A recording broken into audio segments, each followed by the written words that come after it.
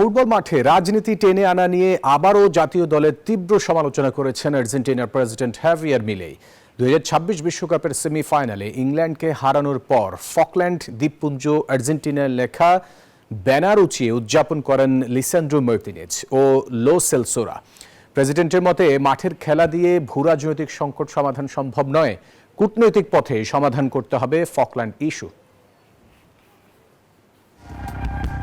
বিশ্বকাপের সেমিফাইনালে ইংল্যান্ডের বিরুদ্ধে 2-1 গোলের রোমাঞ্চকর জয়। টানা দ্বিতীয়বারের মতো ফাইনাল নিশ্চিত হতেই উৎসবে মেতে ওঠে আর্জেন্টিনা ফুটবল দল। তবে বাঁধ ভাঙা সেই উদযাপনে বিতর্ক ছড়ায় একটি ব্যানার, যেখানে ফকল্যান্ড দ্বীপপুঞ্জের উপর আর্জেন্টিনার সার্বভৌমত্বের দাবি তুলে ধরেন লিসান্ড্রো মার্তিনেজরা।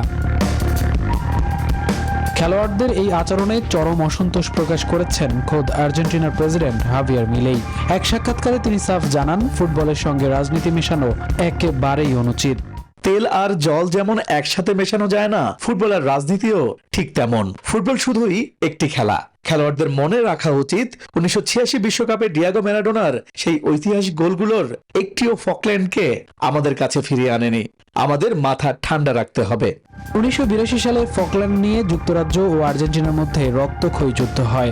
এরপর থেকেই দুই দেশের মধ্যে এ নিয়ে কূটনৈতিক টানাপোড়েন চলে আসছে। প্রেসিডেন্ট মিলেই জোর দিয়ে বলেন, সরকারের কার্যকর কূটনীতির কারণেই জাতিসংঘ সহ যুক্তরাষ্ট্র ও চীন আজ আর্জেন্টিনার অবস্থানের প্রতি সমর্থন জানাচ্ছে। জাতীয় দলের খেলোয়াড়দের এই ধরনের উদযাপনকে বোকামি উল্লেখ করে মিলেই জানান, আবেগ দিয়ে নয়, জাতিসংঘের মাধ্যমে আন্তর্জাতিক আলোচনার টেবিলেই ফিরবে ফকল্যান্ড। ফুটবল ম্যাচকে স্রেফ একটি খেলা হিসেবেই দেখার আহ্বান জানান তিনি। মামুনুর রহমান, নিউজ 24।